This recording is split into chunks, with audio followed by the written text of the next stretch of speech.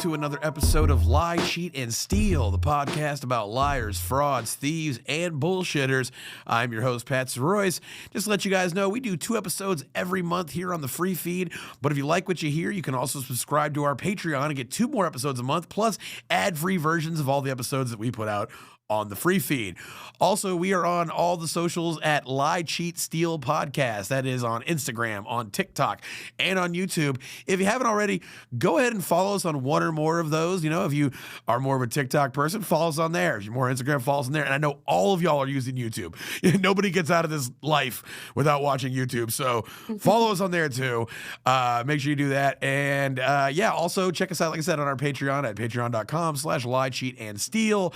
And also wherever you're listening to us, please, if you could, leave us a rating and a 5-star review, or a 5-star review, rating and a review. That helps us out. But yeah, that being said, I am here with my co-host, as always, Kath Barbadoro. How you doing? Hi, Pat. I'm okay. I have had a really weird week. I had to go to the hospital twice, even though I was fine. It was pretty wild. I had to go to the ER, and then they gave me, I had an infection and they gave me antibiotics, and then they called me back 2 days later and they were like, oh, sorry, the antibiotics we gave you don't work, so you have to come back in and get new antibiotics. It was like a whole saga. Yeah. We had to move some plans around, and I was definitely rooting for you. But at one point you were like, hey, I just had a buddy drop me off some pharmaceutical assistance, and you're like, yeah, they did the trick. Yeah, you were like, I knew they were doing good because you were like, had to go to the hospital, LMAO. It was fine. It was I don't know. I knew what was happening. I knew I just needed some drugs. And, this is the bright side of it. I hit my insurance deductible, so now all my shit is free. Oh, hell yeah. Thumbs up. I've already spent so much fucking money this year because of my goddamn back injury. Yeah. That I'm so I'm going to be hitting up that ER all the time. Yeah. You know You're over the hill. Fuck it. I'm a frequent flyer now. Yeah. Fuck it. Give me more tests, you know? Give me some more, put some cooler stuff in that IV next time. You know Yeah. Let's see some weird colors floating around in there. I'm sick of all this. What is this clear saline stuff? Give me something red. You know? Yeah, spice it up a little bit. Yeah, throw some green in my veins. What's that do? I don't know. What's that blue liquid they put combs in at the barber shop? Put that in my body. Some of that. Throw some of that in there. Yeah, but it was a whole thing. So I'm still a little under the weather, but yeah, we had to change around this recording time a million times because I kept having weird stuff happen to me, including that. But now I'm okay. I'm on the mend. How are you, Pat? I'm doing good. We're recording here at the Comedy Frequency here in downtown Austin, Texas. Shout out to producer Josh Cabaza. But I live outside of the city center now. I've talked about this on the podcast. I still live in Austin, but as I've been telling people, I know Pflugerville when I see it. You know, Sure. So I'm living in a subdivision. It's a great situation. I live with a homegirl that I grew up with who lives with her son, and it's like a nice subdivision house full of creature comforts that I have not, like I said, there's an ice machine. I haven't been within 100 fucking feet of one of those things in about a decade. You know, so it's cool, but I'm for real, I work on Parmer and I live off Parmer. So I'm everybody knows Austin. It's basically I'm in the far northeast corner of Austin, and all of my stuff, recording, all of my daily errands, just things that I have to do, especially shows and everything, bring me right back into the city center. Sure. And so but it's been a while. I was working all last week and this week, and I didn't really have any reason to come this far south. And so I got here a little early. I parked in a parking garage. I walked over to Rapallo's and got 2 slices and walked around the city. Beautiful. And just had the, saw a homeless guy screaming to no one. And sure. Yeah, I had the Austin downtown experience. Yeah, the waft of human waste just hit me. And I was like, back home, baby. I do there is something about, because we just spent so much time at the Velveeta Room and Mug Shots and walking between those 2 places for my whole 20s. That's what I was doing. Yep. And there is something sort of comforting about the squalor of Dirty Six. I do feel comfortable there in a way, which is strange because it's it's gross and it can be very sad, and it's like certainly not a place I would hang out at as a 36-year-old, but there's something nice Yeah, about it. I don't know. I can't describe it. Yeah, Yeah, I had my aunt come and visit one time from Connecticut, and she came down, and I took her to mug shots, and she loved it. I mean, she's not drinking now, but at the time she was a fan. My mom has been to mugshots. Yeah, you got to bring the fan to mugshots. Just let them know like what it's about. Yeah, and so we got there by walking down 7th Street past Red River, which if anybody who lives in Austin knows that like at night that is like some like fucking Fury Road type. It's really sketchy. It's super sketchy. We know people who've been jumped down there. Like, yeah, and that's just the way that I go to get there, and I'm going with my Matount Carol from Connecticut, and she's she calls me Hoonier as a variation of Junior, and she just goes, Hoonier, is there another way we could have came here? And I was like, actually, there's several ways we could have came here. Yeah, this is just how we do it. Yeah, I'm in downtown, having a good time. Always a joy to be back in the hustle and bustle. Well, I think I have a segue. Speaking of partying in our 20s, hell yeah, that is what the protagonist of this story has been doing. Hell yeah, super cool guy, doing super cool things. Super cool guy. This is a story. It's very I feel like it's very place specific, but it's also not. So the reason I wanted to do this story is because it introduced me to a new form of scam that I kind of could have intuited existed, but I didn't know how it was done or how people were taking advantage of this. So this guy, the thing he did, I don't think we have discussed people doing on this show before. And I'm wondering whether we will see more of these happen in the future. So this is a story of this guy named Matthew Bergwall. The most of the stuff that I'm going to talk about, I got from this article in The Cut called "The Package King of Miami" about this guy. It came out pretty recently, and hold on, I'm just getting the name of the person who wrote it so I can credit them. When I think of Package King of Miami, I think of like a gay dude in one of those super tiny bathing suits. Yeah, I wish. It should be like a pageant at a gay bar. That's what the Package King of Miami should be. My friend Jonathan Soretta, who shout out, love to death, is as gay as the day is long, and him and his husband were planning for a trip somewhere, and he was showing me the bathing suits he was looking at. This is back in like 2009, 2010, and I was just so I was A, younger, and B, like, now I'm like 100% aware of like what gay dudes like what they can have on. Sure, you were a bit. It's interesting because like I know you like got up to some shit when you were younger, but you had a form of a sheltered upbringing in a way. Yeah, there was certain really kind of opened your mind to certain things. So I can imagine back in 2010. Looking at your gay friends' bathing suits, you may have said some things that you would not say now. Yeah. Well, just like how crazy they were just made to prop up the dick. I was like they're pretty wild. Yeah. It was definitely it was a learning moment. I was like, what? Wait, what? Yeah, no, I know what you're talking about. Like, because I follow like I like my Instagram. It's like even money. I'm a gay guy, like on my Instagram. Like based on my algorithm gives me a lot of stuff. And I've seen those. I mean, the only thing you could call them is a banana hammock, right? Like that is what that is.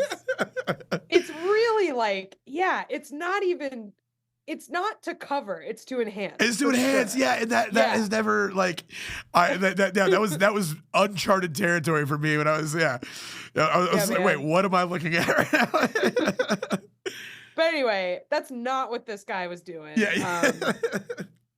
This guy probably would have also not said some not so nice things about the banana hammocks. Perhaps he sounds like kind of a douchebag to me. I'm sorry. So this guy Matthew Bergwall, he grew up in Darien, Connecticut, which I'm sure you also know. Yeah.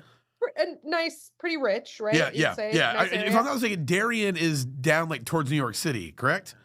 Yes, I believe it is in Fairfield County. Let me see. Yeah. It's by it's like a little bit north of Stamford. Or like up that coastal highway. Yeah.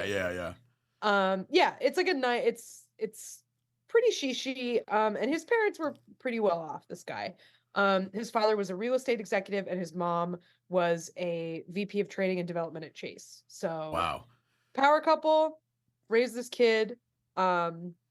He ends up see, this is kind of interesting because he's a young, kind of nerdy white guy, and he gets really into Minecraft. That's like when he's like in middle school, he gets super into Minecraft. You don't say. And yeah, and like of all of the reasons why, of all of the crimes that like a nerdy white guy gamer ends up committing, this is probably one of the least harmful ones. Yeah. You know what I mean? Like, you know, he didn't go on an aggressive PewDiePie subscription campaign at a church or anything like that.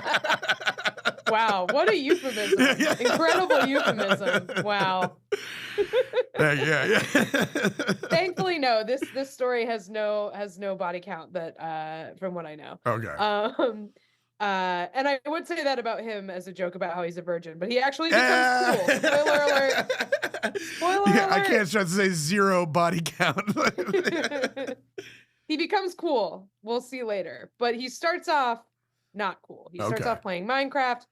But you know, he's a well-off kind of waspy dude in this high school, and he starts getting into these side hustles as he's in school. So like when he was in high school, he started selling vapes. That was like his thing. He would sell vapes because this guy's like 22 now. So like by our standards, he was in high school like yesterday. You know what I mean? Yeah, that's so bizarre. Like, I work with I work with in the union. You know, a lot of people join the union young. I work with like 21 and 22-year-old kids, and they're like, yeah, those be telling stories like, she like selling vapes, or like I got caught vaping in high school, or like let's talk about high school in general. And they're like, that was 3 years ago. I was like, shut the hell up. That's insane.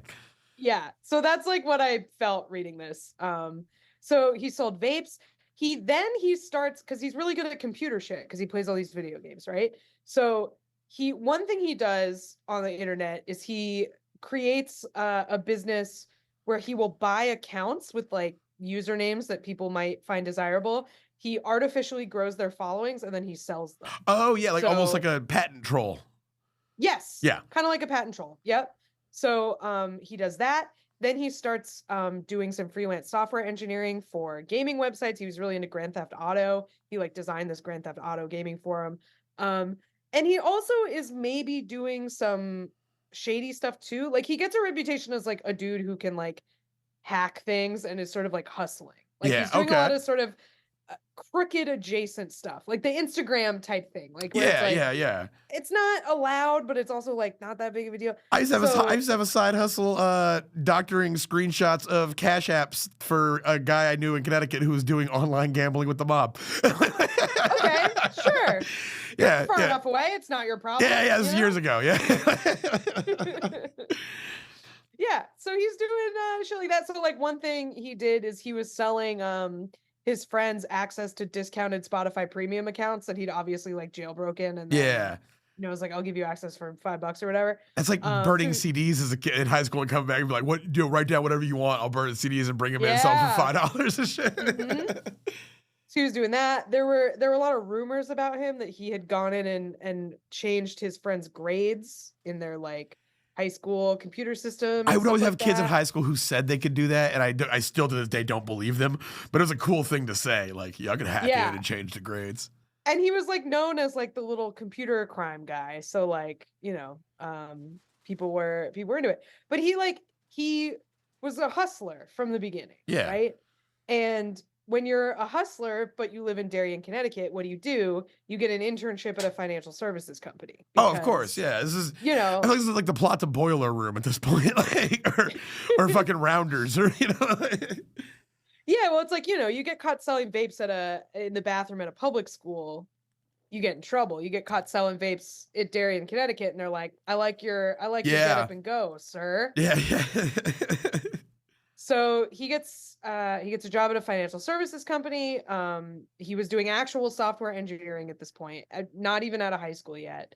So he gets his pick of like where he's going to want to go to college, because he's like, you know, he's got all this stuff. I mean, he can't put selling vapes in the bathroom on his resume, but like he's doing he's a true software developer in That school. is crazy how your proximity to power structures and financial structures like determine how your teenage fuck ups can catapult you into Yeah. something like I get like, you know, like I sold plenty of things in high school. If I would have got caught selling those, there would have been there's no one in Killeen, Texas that have been like, hey man, I really like your eye for business. Like Right. that Right. total fantasy that would have ever happened.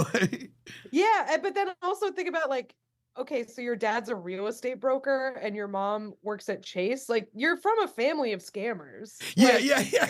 They can't get mad at you. Yeah. right. But yeah, so like he starts working at this financial services company. Then he gets a pick of a litter. His friends thought he was going to go to an Ivy. He decides to go to the University of Miami, and And we this ain't is talking Ohio, baby. absolutely not. We are talking Florida, Yeah. FLA, baby.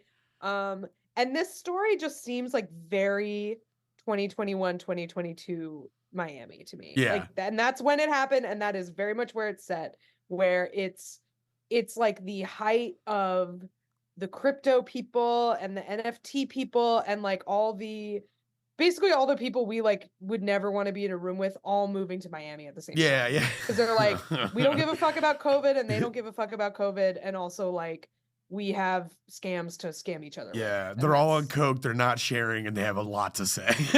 Yes.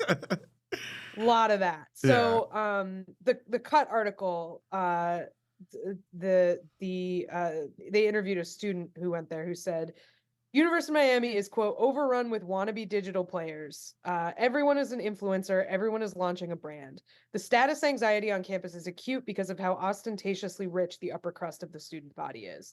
So basically, like, even though this guy came from money, the money at the University of Miami is so much more than like what this guy had, you know? Like, this is like, and also there's this thing too where I don't think he came from this kind of money, but like he's from the Northeast. Like even the really, really rich people there don't flash it. Like that's not. Yeah. It's like tacky. It's very Miami it's very is all subdued. about showing it off. Yeah, like I that was one thing I noticed about like money up there. Obviously, people looked like they had more money than where I came from, Killeen, Texas. But there was like a thing of like it manifested itself in like sensible clothing, sensible but expensive. You know, so you had a pea coat, you had a nice umbrella, you had gloves, like it. And it would all be tailored, but it wouldn't be like logoed or whatever. Exactly. Yeah. Whereas like I've been in Florida as well, and it's like they do not have the restraint, you know, of yeah. It's just like it's much more it's considered cool to like show it off in a way that up there it would not be as cool. Yeah, you could say that they were the lady in red when everybody else was wearing tan. The flashy girl from Flushing, the nanny named Fran. Sorry, I had to complete that knot or my brain would have exploded. Exactly. So so like this is kind of the environment he's going into, and like he's like a little entrepreneur, right? That's what he wants to do is get into all this fast moving businessy stuff.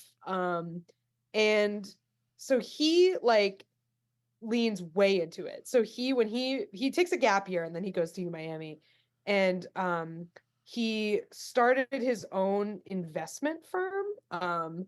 And he really like talked it up to everybody, and he would go to networking events with VCs in Miami, like off campus, like in the with the real people. He like somehow found his way into there, and he like would give these presentations about his investment fund that he founded. Yeah. And so his LinkedIn said, quote, serial entrepreneur, venture capital catalyst, igniting innovation and growth. This guy's like 19. Yeah.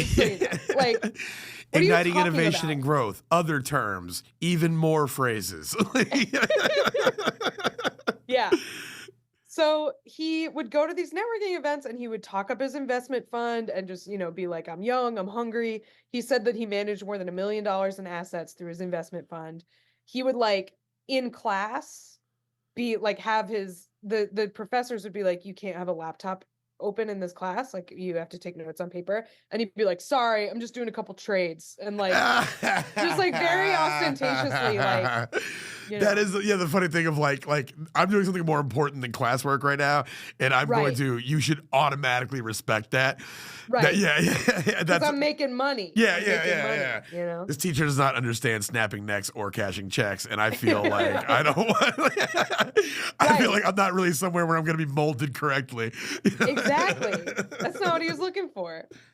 So, by his sophomore year, he was like big man on campus. Like he was, again, he had like glown up. You know? He did a glow up from this nerdy Minecraft guy. Now he is, getting into the hottest clubs near campus. Like he knows everybody. So I'm seeing I'm thinking like Barry Keoghan.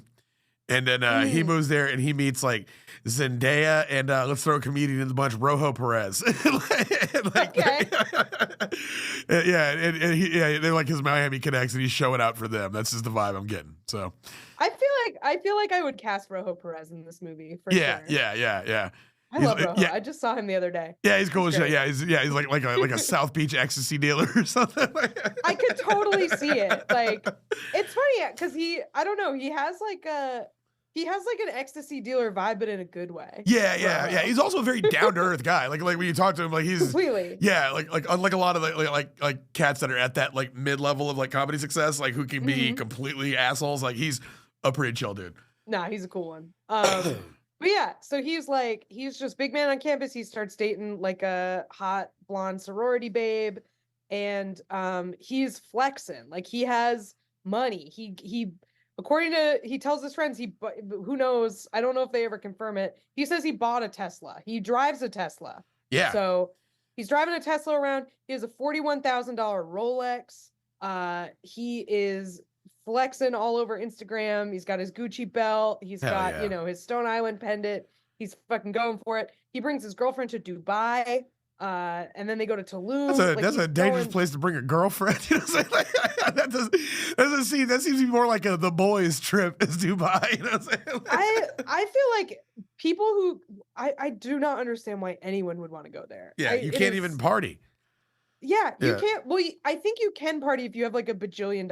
Oh yeah, but it costs $1 bajillion. Yeah. So like, why go? Billy Wayne Davis. You can party here and it's not expensive. Billy Wayne Davis is a great bit where he's like, Dubai is like a city designed by a rapper, but his strict single mother made all the rules. That's a good joke. That's a very good joke. So yeah, I don't get it. And it was like built by slaves. Like go somewhere else. Yeah. Fuck some Dubai. Like look, America also built by slaves, but longer ago. Yeah. Like the wounds are fresh over there, dude. Yeah. They're still building it. Yeah. Like wait a while. I don't know. It creeps me out. Yeah. But that's the kind of place you go when you're a fucking Miami douchebag. That's the coolest shit. Yeah. They went to Tulum. I don't think they were going to the Mayan ruins. Yeah. But yeah, so he's flexing all this money, and people are generally pretty credulous of it because he has it. He has it like that. He has the stuff. He knows all the bouncers. He like knows everybody. He's going to these VC events. But a student who spoke with the Cut Reporter said that he worked at a finance firm and he was skeptical of it because he had worked in this field and he knew VC, like the way that Matt Bergwall was saying he got this money was that he had venture capital investments that had paid off. And this guy who worked at a finance firm was like, that doesn't sound right to me because that takes longer than this. Like he had this money like right away. That's not how successful venture capital stuff goes. Like you have to wait to see the return. And this is really strange because he's had this company for like 9 months. So like, how is he making this money?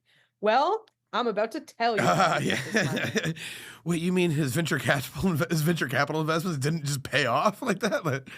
Turns out, no. His cool LinkedIn about igniting innovation and growth. He was not igniting innovation and growth. It turns out that's not. It's not actually what was happening.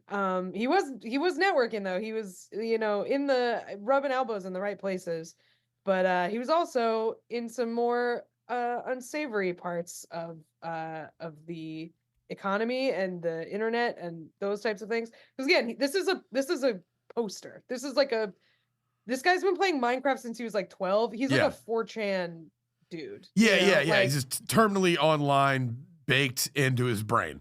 yeah, he's like been around some shit, I think. And I think he was probably able to mask it.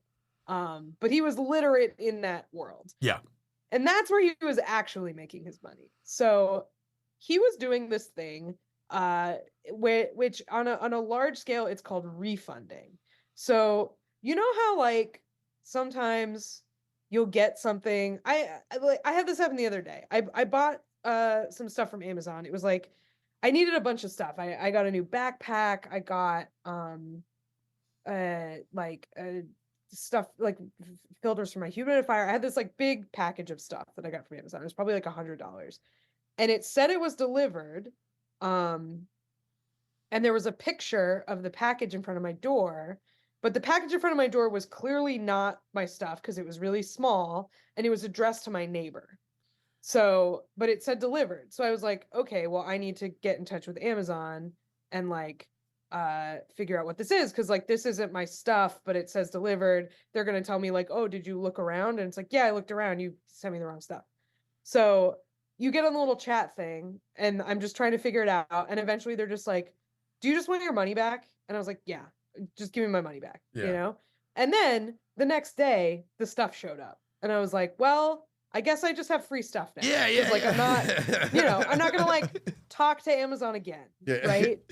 See Jeff Bezos stepping away from a party. He's like, hold on, wait. Oh, fuck. Okay, hold on. He's like, no, I gotta take this. Got $100 of stuff. Our company is going bankrupt. Yeah. But like, have you ever had that happen, or like you get something from Amazon, you don't want to return it, and they're just like, 100%. I've fallen through the cracks a couple times, and yeah. And like everybody does it every once in a while. I think if you use a service like that, eventually you're gonna do it. Yeah. And if you do it too much, they probably stop letting you do it. Yeah, I bought a pair of shoes on my Venmo credit card or my Venmo debit card, and then I was like, oh, I should probably get all that money out of my Venmo.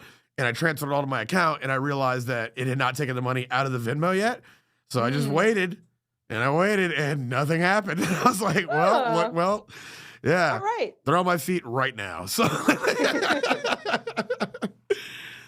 but yeah, so refunding is when the scam is that you get your money back when you shouldn't get your money back. Basically, is like the sort of individual version of this. And then you now have the stuff that you can sell. Exactly. Yeah. You have the stuff that you can sell. So people, this scam of refunding is basically people figuring out how to do this on a large enough scale to make real money. Yeah. So how can they trick retailers and shipping companies into sending them stuff that is valuable and not having them pay for it? And usually it ends up going to resellers. Yeah. That's kind of the idea.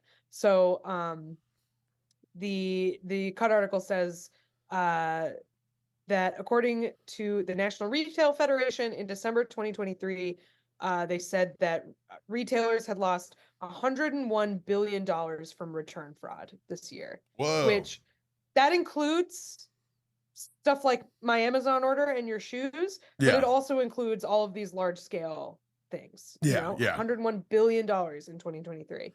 Wow. So apparently this has always kind of been a thing, but it got really popular in like 2019. This guy wrote this like basically guide to how to do refunding scams, and it like went all over the dark web, and scammers sort of picked it up and started doing these. So these would it depend on, like, for example, you got your stuff and they took a picture and it was not your stuff? Like, who sent you that? Did they mistakenly Amazon? Oh yeah, so I mean, like did the delivery person mistakenly send you a picture of some stuff at your neighbor's house? Like, were they like? I guess I'm asking. No.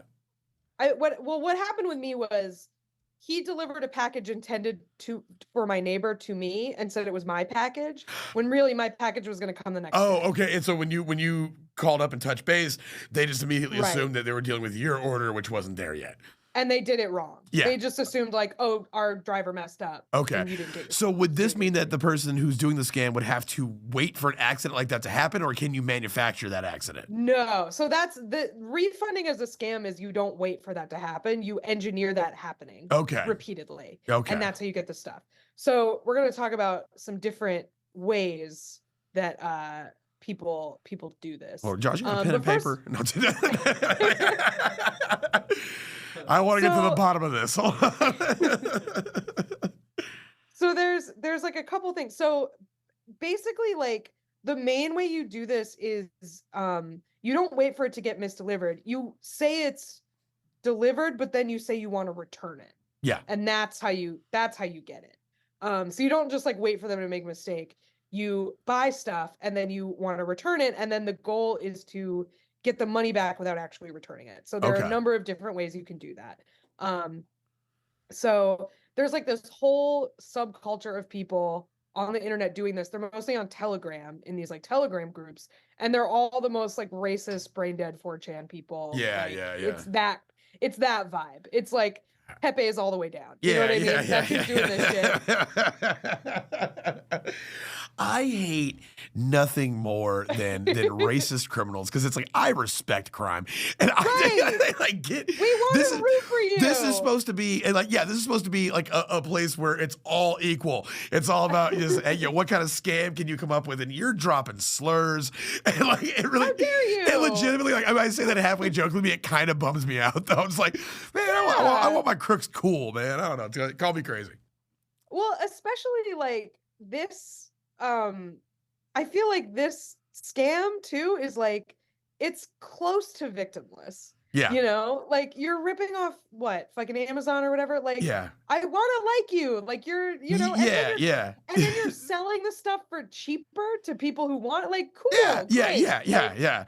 Man, yeah. Like and also it feels like the whole entire existence of this is predicated on the fact that Amazon is so big they can't be nimble. You know what I'm saying? Like it has to be, their resolution is just like, fuck it, just give the money back. Like, you know, like that's probably like in Fight Club when he's like A versus B versus like where the number of vehicles in the field versus the average cost of a out of court settlement. If it's not bigger than a recall, we don't do one. You know what I'm saying? Right. It's like they're that big that this is like they have to assume they're gonna eat this, you know?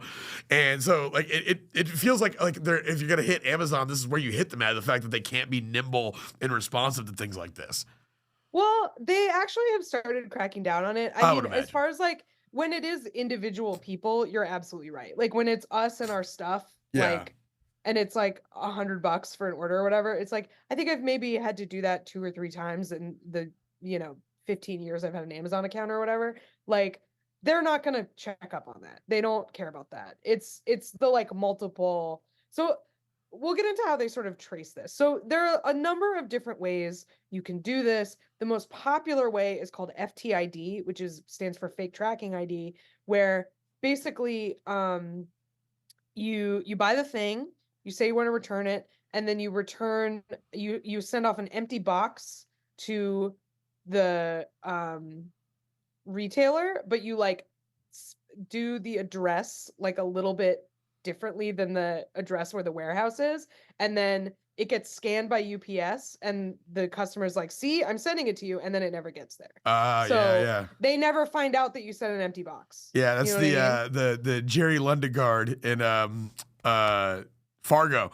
When Jerry Lundegaard, when he's filling out like the filling out the VIN number, and he's doing it in pencil and messing it all up, making it look weird. The fake ID number. Exactly, yeah. It's exactly like, it's the Jerry Lundegaard for sure. Because it's like, it still gets scanned because it's the pre-sent shipping label that they send you with the thing, but the mail carrier is looking at the address on it. Yeah. And the address is going to be something different, and then you never get your thing back. So then you get the money and you don't have to worry about it. Yeah. So there's another method that's like, this seems so magical to me, which is like so funny. So this one is that you write the address in ink that dissolves. Oh, so shit. When it gets picked up, was it Spy versus Spy? I know. Isn't that like so cool? I feel like that's really cool. That is pretty sick. Man, you got to be doing something really bad with disappearing ink for me to not root for you. You know what I'm saying? Exactly. It's like so fun. Yeah. Because you're like, no, I've got it right here. Hold on, and you pull it out, and like the ink has disappeared. I'm like, come on, dude. Okay, you got me, dude. You got me. Pretty fucking cool. Yeah. So, that's like one way that they do this. But the best way, the most efficient way to do this is to just get somebody on the inside at a supply chain company. Oh, yeah. So because like these methods, the FTID method or the dissolving ink method, you still have to like physically ship a box and Yeah. like do all of these like hijinks to like Yeah. get it to work. If you have somebody on the inside, you can just input false information into the like tracking system of the supply chain company, so like FedEx or Yeah. UPS or whatever. And again, Make up a thing that like talking about like Amazon's size, so much of their stuff is subbed out. They have like all their trucking, their shipping, their customer service. Like they sub out all these smaller companies. Like an entire industry is cropped up around being the buffer between the customer and Amazon. And that just that there's there's a million ways to get your foot in the door there. You're like, well, this is actually they just go to, in what most cases is the middleman, but to them is right to the source because it gives them access to everybody on the other side. This guy Matthew Bergwall just gets into UPS, and then he can do everything. So they can do Amazon, they can do any company that uses UPS, they can now do this scam on because they get in there. So yeah, it's basically having an insider is what they call it. It doesn't have to be a physical person. It can be that you phished login information. yeah. That's like one way to do it, is you send phishing emails and you get somebody to enter their stuff into a dummy website, and then you get their access code. Hey, Grandma, it's me. What's your login information? Yeah. Yeah. So, and like those kind of phishing things, it's like they don't even know what happened because it's not like they're bugging them for Google Play gift cards or whatever. Yeah, like yeah. they just get them to log in somewhere and then they Yeah. have their stuff. So that's one way it happens. Another way it happens is sometimes they will cut an employee at a supply chain company in on the deal. So they'll be like, hey, you'll get 10% or whatever if you let us do some fake tracking numbers or whatever. Also, apparently since 2019, when this has like become more lucrative, sometimes employees of these companies will go seek out scammers and try to sell their access. Yeah, because they know it's so valuable.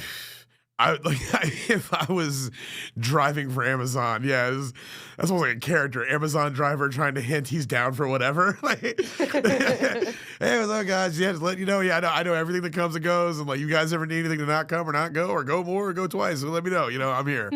Just tell me what you need.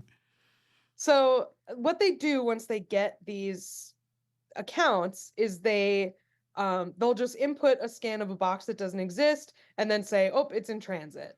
And then they'll go like, oh no, there's an emergency weather situation and the package is delayed or whatever. And then they get the money and that's all they need to do. And then it just disappears, Yeah. So then if they do that, they don't even need to be like shipping a fake box or whatever, because it's all in the computer. It doesn't matter whether there's a physical thing. And there's no chance of anybody ever finding it because there's no physical thing. So, that perfect crime. Yeah. And also, and we've talked about this in a number of scams, but it's also the thing of these companies don't like to admit when they lose things. So like if it's lost and no one's looking for it, they're not going to try to the ATM, it harkens back to, it's happened a lot, but the ATM glitch episode where he called the bank and the bank was like, you're screwed. We've got the government coming and they've got the police coming. He's like, oh shit. And then they never called because they were like, we'll look like idiots. And Right. Or the armored vault. Oh yeah, the one we just did about Brinks, or Garda World, Garda World, Garda World. It's the same sort of thing. So, that's what this guy ended up being able to do. Is he got access to a number of UPS accounts, and he was doing refunding scams with these UPS accounts. I think he had 5 or 6 of them by the time this was all done. So he had like a really big operation. So between December 2021 and April 2022, which is basically when he started and when he got caught. So this is a, shine bright, baby. Burn out fast. Leave a good looking corpse with the Gucci belt. With the Gucci belt. Yep. Yeah. If I got a Gucci belt, people couldn't even see it because my stomach. I'd have to be like, I would have to like lift my gun, be like, I have a Gucci belt. I assure you, it's good. Quick, get a look. I can't do this for long. All right. Pretty cool, right? Kind of sick, yeah. So between that time period, those 5 months, he facilitated nearly 10,000 fraudulent returns, which resulted in between $3.5 and $5 million in product loss. Yeah, dude. Wow, dude, and that's like, man, obviously 3.5 to 5 million is a lot of money, but if Yeah. you're trying to stunt on some college kids in Miami, that's like the perfect amount of money, dude. I got three and a half to 5 million, and just like, yeah, man, that's Oh, you know he was not spending that wisely. no, You know that not was not going in a high yield savings account. No way. Oh man, his That was $5 million a bottle service. That's what that was. yeah. Have you ever wanted to get a $40 bottle of vodka but make it $5,000? Which we should do a whole episode about that. Episode on fucking clubs. Oh yeah. Dude. Ooh, that would be cool. Put a pin in that. That'd be a cool Mental guest note. to have on. Yeah. I was just gonna say, I bet we know like some bottle girls. That would come on. Yeah. We feel like we know people who've worked in that industry. Who would be Yeah, fun I'll to go talk undercover and find some informants. to. Just end up getting scammed yourself. Yeah. Just show up on the day we're supposed to record with nothing. I'm like, she said she'd be here. I don't know. Man. But yeah, so he $5 million. He naturally he did this scam, and this is, I think, part of where he went wrong. He didn't use the scam to make money and then buy stuff. He used the scam to get himself stuff. Like he didn't launder the money, you know what I mean? Like he just went right through. So that's how he got the Rolex. Yeah. He did the refund scam to Rolex. He got a $600 electric skateboard, which, like, come on, man, you're trying to be cool. Skateboard. I would like to think, like, in the middle of his spending spree, when he was in everybody's good graces, he showed the electric skateboard. They were kind of like, "What the fuck?" And he was like, "Yeah, no, that was a joke. This thing, I hate that. That is very gay. I don't like it at all." So yeah, he got himself a TV, a pair of shoes. There you go. Okay, well, I've done that. Man, so. That's a guy that like I always think about this is, imagine just knowing this guy and like it just being like just ride that whirlwind and be like, hey, I know this dude, he's spending a bunch. I've had that. I've known some guys who do some pretty serious credit card fraud when I was like in my early 20s in Killeen, and because I like helped the dude through the pawn shop, essentially, he got me a pair of shoes, and I was like, I was there for the rocket ride until everything came crashing down. I was just in the periphery. Well, there are some interesting anecdotes. So, like, first of all, his friends from high school were just like in disbelief at his fucking Instagram full of Rolexes and going to Dubai and stuff. Because, like, again, he was well off. He wasn't like there wasn't that. Yeah, it wasn't that. So, like, his high school friends were like, "What the fuck?"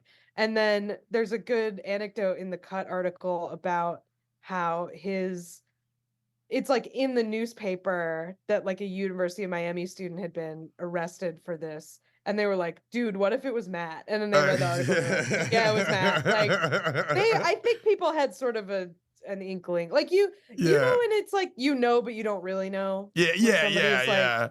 I think that was kind of his poor little Derry, Connecticut buddies were like, Matt, we were doing Beyblades Thursday, and you were not there for the Beyblades game.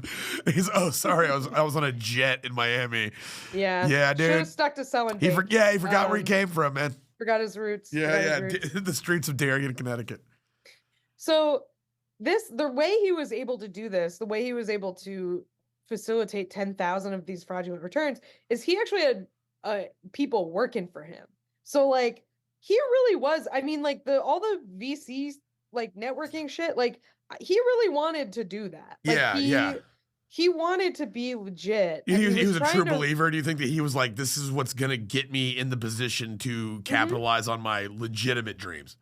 I think so, yeah. And because like we said, like the type of thing he was doing, it is like fast money, but when you're 21, no money is fast enough. And and you're in this environment of such fast money, because this is like when crypto is like at its highest. It hadn't crashed yet. And if people, not us, because we're not dumb, but like these people all thought NFTs were gonna make them $1 million. Like everybody is just like, things are going up and up and up and up and up. And he wanted to keep up with it. And I think he wanted to maybe leverage some of this into like legitimate investment firm shit and like maybe working at like some kind of tech company and that kind Yeah, of stuff yeah. because he was doing software engineering. So I think he Legit. He did wanted want to to be legitimize the legit, dope but money, man. That's like, that's well, and he said like he prided himself on like, I want to run this like a company. yeah, My refunding scam is like its own little firm, and I'm employing 8 people to help me with it. So he had like a whole Wow, 8 staff. employees. Damn. Yeah. I wonder if And they had health or dental or vision. I don't think so because again, these are all Yeah. Pepe's on Telegram. That's like, Yeah, yeah, and yeah. the way that they got caught is because like they just had feds in all of these fucking Telegram groups.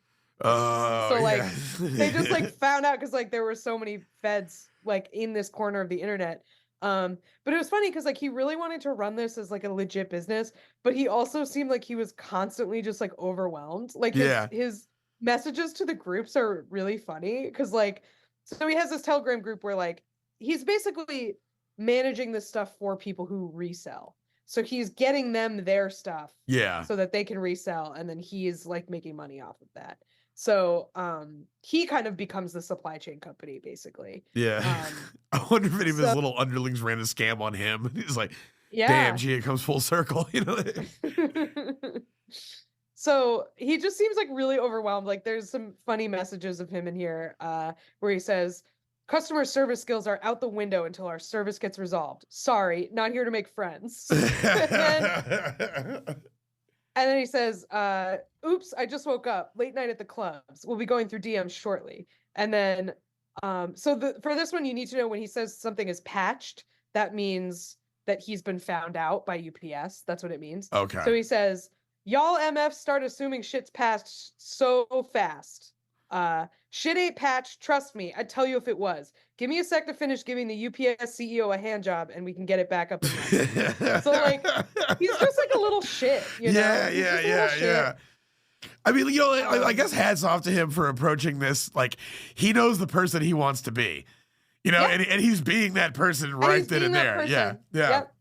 And like, yeah, I mean, it sounds like he had a lot of potential. He was set up to use this greed, I guess, to Yeah. be like a legitimate person. Probably not a person I would like to be around, but a legitimate person, Yeah, like no, yeah, a VC dude or something. yeah. Right? Oh man, this dude be insufferable. I could just like see hanging out with him for an evening and just being like, "Well, this dude, shut the fuck up." Totally. Yeah. But yeah, so he runs this for like 5 months, and then it sounds like from these he eventually just got like stressed out doing it, and he ended up selling it to another refunding scammer. So he like sold his access to somebody else and like Okay. passed off all the stuff. Any word on the number of what he sold the business for? No, I don't know. They didn't say the number, but he definitely made a good amount of money. 50 vapes. So they found the reason that this got found out by the feds was because the feds are engaged in something called Operation Chargeback, which is what they're calling this sort of crackdown on people who do this kind of thing. Yeah. So so they got him through his Telegram stuff, and like I feel bad because it's like he did quit. Yeah, He quit. yeah, he got out, but it was at that point it's too late. Before you found him. Like, you no harm, no foul. He's out of the game. Yeah, now, yeah. Dude, I bet it had to be so easy to infiltrate their little fucking group too, because these had to be like based LOL. Right. Yeah, Completely. It'd be so easy. I always think about that because like sometimes I do look at that shit on Twitter just because I'm, drawn to like you'd look at a car accident or something. Just like morbid curiosity. And like it's half of them gotta be feds. Like yeah. it's so repetitive and like you pick up on the language. Like, I feel like I could probably do a convincing one. Did you just from hear looking this at it for a story while. about the FBI guy who infiltrated a white supremacist group in Georgia? And they were all like essentially like 18-year-old, 19-year-old virgins, and Yeah. they were like had this They had like a training camp, right? yeah, I yeah, think I read about that. and they had Yeah. a poorly planned out plan to kill what they said was an Antifa couple, and it was just literally a white suburban couple who had gone to a couple BLM rallies, and they were Yeah. like, "These guys are Antifa leaders, and we're gonna kill them." And they had an FBI plan, and he was like head and shoulders taller than everybody in the group. And he was like, he was just there, and like at one point, they all, you know, that Usatru religion that like the white supremacists do. It's like a throwback to Nordic religions. Norse, yeah. And they did a goat sacrifice, and like homeboy was just there like he had to like I do remember hang that, out yeah. with these dorks in the middle of the night who were clumsily killing a goat, and he just had to be had to be there for it. Like, yeah, hats off to that guy for not just shooting everyone at that scene. Have you ever seen the movie Four Lions? Is that the one with Daniel Radcliffe where he becomes white supremacist? No, it's a movie. It's so good. It's about these four British Muslim guys who want to commit an act of terrorism, and they're just the dumbest fucking dudes. You've mentioned that. You've brought them up Yeah. before on the podcast. I've not seen that. It's so great. I mean, if you like that story about the guy infiltrating the white supremacists, you will love Four Lions. It's just about how like the people who are drawn to this are the biggest losers of all time. That's who is drawn to like political right-wing extremism, is just the world's biggest losers. Yeah. So anyway, I feel like this would probably be more fun than that. Because you don't have to sacrifice a goat or whatever. You do have to look at a lot of dumb stuff on Telegram, but that's fine. If I had to so sacrifice they a goat, I would be like, I'll take the goat to my place and do it myself. And I would just leave with the goat and I'll hang bring out. you back some burgers. Yeah, then just hang out with the goat. Like, oh, finally a break from those. Yeah. You are way cooler than them, dude. What are you doing hanging out with them, like talking to the goat? Like bad influence. You gotta get out of there. So this is kind of funny too. So like they catch all these people. They basically like unearth this whole ring, and they like arrest all these people, including this guy Matthew Bergwall.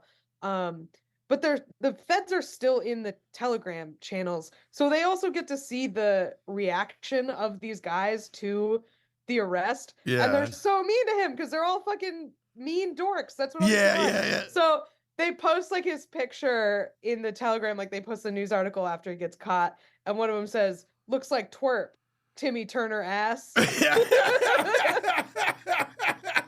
Timmy Turner ass. Timmy so Turner. Good. That's great. Timmy Turner ass. He does kind of look. He looks like a skinny young guy. Yeah. Kind of Timmy Turner ass a little bit, but I just like, Timmy man, Turner. way to like really fucking man. I get on your own. You know? I swear there's something like so like I have a relative familiarity with criminality, and like I remember like where I was from, it was all kind of grouped around like we know each other, you know what I'm saying? Like we all know each other. We're all like there's a vested interest in between ourselves to want to see each other succeed or whatever. Like, but at the end of the day, we all know know each other. We have loyalty. Yeah. Whereas like these guys are like just dudes he met. Who are like the weirdest corner of the internet, the weirdest corner of the criminal underworld. And like, it's always like, I look at that, I'm just like, you guys aren't a fucking unit. You know what I'm saying? Like, you guys aren't moving together. You know, like I wouldn't trust any of y'all. You know what I'm saying? Like, it is very weird to imagine being embroiled in any kind of scam or conspiracy with people you don't know at all. That's very foreign and weird to me. Like it seems really, I mean, that's how you get busted. It's how you get caught. Yeah. It's like if I look at the guy next to me and I'm like, I don't care if that guy goes to jail. Guess what? He doesn't care if I go to jail, you know? But like, I in times in my past, I've been with a guy like, it would tear me the fuck apart if I knew this guy was going to go to jail. So I don't want him to go to jail. I know he doesn't want me to go to jail, you know? If you don't have that, like you're setting yourself up for failure. Totally. I mean, hey, I'm rewatching The Sopranos right now. This is exactly what it's about. That's the moral of The Sopranos is the mafia should have been stronger. That's the moral. That's what I got out of it. I was just like, wow. Have Should you have better seen? people around him. Have you seen Zach Brooks is constructing a 2-scale model of Tony Soprano's backyard? No, Oh, cool. it's a little miniatures thing. Zach Brooks of Texas Crooks is Zach Brooks. Follow him on Instagram, and he's posting his daily updates where he's doing like a 132 scale model of Tony Soprano's backyard. Wow. Oh my Yeah, God. complete with ducks. That's beautiful. Yeah. Is it on Instagram? I'll Yeah, have to check it's that on out. chips Hell on a yeah. sandwich. It's on his Instagram. Chips on a sandwich. Yeah, so they're just like immediately like Timmy Turner ass, fuck this guy. So he is awaiting trial, but he was allowed to go, so he's like out on bail or whatever, but they let him go back to Connecticut to visit family, and people were like, that's interesting. Yeah. And then they see, so like I said, like the reason he was able to do this is because he's really good at computer stuff and he's a coder. So he has a GitHub account, which is where people post like coding shit that they're working on. That's probably not what it is. I don't know anything about computers, but that is what GitHub, my understanding of GitHub is that's what it is. Yeah. So he has an account on GitHub, and it looks like, based on his recent activity, that he's building some kind of program to trawl Telegram for channels that are doing this kind of scamming, which leads the author of the Cut article to believe this guy has flipped. This guy has... That's exactly what I was gonna say. That sounds like it's who's the Catch Me If You Can guy? Abagnale. Abagnale. Yeah, it's like Abagnale. I will show you what I know about fake checks and shit like that. Yeah. Right. So that's like, and again, like what we just said, it's like, because he didn't know these fucking people, you know, and he's probably gonna be okay because he's a young, well-off guy from Connecticut. So you know, take your chances with the feds. I met so many young, well-off guys from Connecticut who, like my cousin's homeboy that he introduced me when I first moved there. I got there after this dude's apparently was like just running this huge fucking pill and coke scheme, and I got there after this dude had already been busted, and like they were like, "Oh, those were the glory days," and like I got there, and as far as I know, I'm like, it looks like the glory days are still going on, man. Because there seems pretty good. Seems to be no shortage of all that around here, you know. Like, and I just remember, like they were like, "Oh yeah, dude," but before that, bro, before they said he got popped on the wire talking and shit, and I was just like, "That's crazy," because he's here right now, and he still has drugs. Like, and he's so he's still here after that, and you're hanging out with him, and you're just okay, all right, man. Yeah. Hey, I just got here. I don't know anything. Just yes, please break out another one. Let's roll. You know? Sure. I guess I just won't say any proper nouns of drugs around you. I won't get busted with the fucking wire you're now wearing. Yeah. Well, like he couldn't even bust me. He was the one with the drugs. He was just like, yeah, dude, I'm still going to trial for it, man. It's crazy. I wasn't there in the heyday of it, but it felt like I was. Yeah. Damn. Well, yeah. So like this guy, he's probably cooperating, but he hasn't been sentenced yet. But yeah, he's just like sort of a drop in the bucket for this thing that has cost retail companies $100 billion, and it was a scam I had never heard about. So I thought that was really interesting. I feel like, I don't know, this guy was so capable in so many other ways. I don't know if this was necessarily worth it for him because he only did it for a couple months. You know, like I don't know if this was worth it for him, but I feel like this is a good scam. Yeah, like, it doesn't. It seems victimless. It seems easy, and it feels like when they catch you, again, it's a drop in the bucket. Like you could, because it's $100 billion is what it cost them last year. Even if you're getting 0.001% of that, that's still a lot of money, and it's definitely not going to make a blip on the radar of the big dogs in that field. Yeah, so like Amazon is getting way more proactive about cracking down on this kind of stuff. And then when they catch people doing it with Amazon accounts, they turn them right over to law enforcement. Like, they don't fuck around.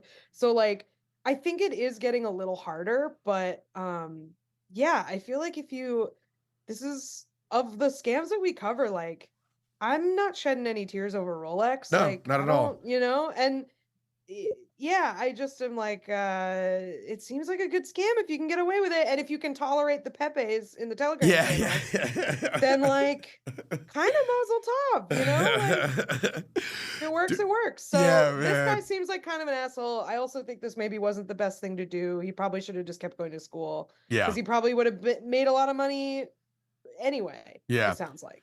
But he got to live like a real life, the movie Spring Breakers for a little bit. So it's true. That is true. Yeah. He got to live Spring Breakers. He got to bring his babe GF to Dubai. They Yeah. are now broken up. Oh, by the way. The article damn, said Jay. they are now Well, broken up. there you go. Perhaps they were not together for the right reasons. You know But what? yeah. I'm thinking it might have been a bit of a shallow connection. You're right. Damn. But yeah, so that's refunding for you. Damn, refunding. That's wild. I mean, refund is like it's a very positive word, Right. depending on what side of the refund you're on. You know, like I mean, it is like it's very hopeful because I feel like when I think of that word, I think of no refunds, which is the opposite, and that is like very like yeah. that to me is you're getting ripped off. If something says no refunds, you should Yeah. it's a scam. Yeah, That's a classic scam phrase. Yeah, you know? yeah. But yeah, no, we tons of refunds. We love refunds. Right. That's No refunds to me is come see the man eating chicken to Eric Sprague. Like that's when you get no refunds, you know? Yeah. So, Oh man, well, thank you so much, Kath, for sharing that story with us. That was very fun. I liked that. Yeah, it's a good one. Again, yeah, should be a movie just because that would be like a Gen Z summer blockbuster. yeah. Yeah, it's got It'd be everything they're fun. looking for. It's just, you know, like it's all about them just being in chat rooms and shit. Yeah. I think it would be a good excuse to make a movie about 2021, 2022 Miami because that was such a weird time and place. Like I feel like you could do a good movie just about that vibe. Yeah. All those freaks. So yeah. Yeah, well, definitely. If you know, I know a lot of Hollywood executives are listening, so just keep us in the loop and make sure you get back to us. Well, shit, Kat, thank you so much for telling us about that. That was very fun, guys. I hope you enjoyed that episode. If you did, like I said, we do 2 episodes every month. We also, on our free feed, we also do 2 more episodes on our Patreon at patreon.com/lie, cheat, and steal. And when you're there, you can also find ad-free episodes from the free feed. So totally worth the investment and no refunds. But if you haven't already, please give us a 5-star rating and leave a review wherever you're listening to us at. And follow us on whatever social media you use, whether you're TikTok or Instagram or YouTube. It's very easy. We're at Lie, Cheat, Steal Podcast at all of them. So just look us up, smash a follow. You ain't got to watch shit, okay? You know what I'm saying? Just hit that follow button and get out. We don't care. Follow us. But if you want to watch stuff and like it too, do that. That's a very easy way to help the podcast. That being said, Kath, thanks so much for telling us that story. Guys, take into consideration if you're thinking about doing it. No, but yeah, guys, thanks for tuning in. Be safe, be smart, have fun, but above all, don't get caught. Don't get caught. See you next time.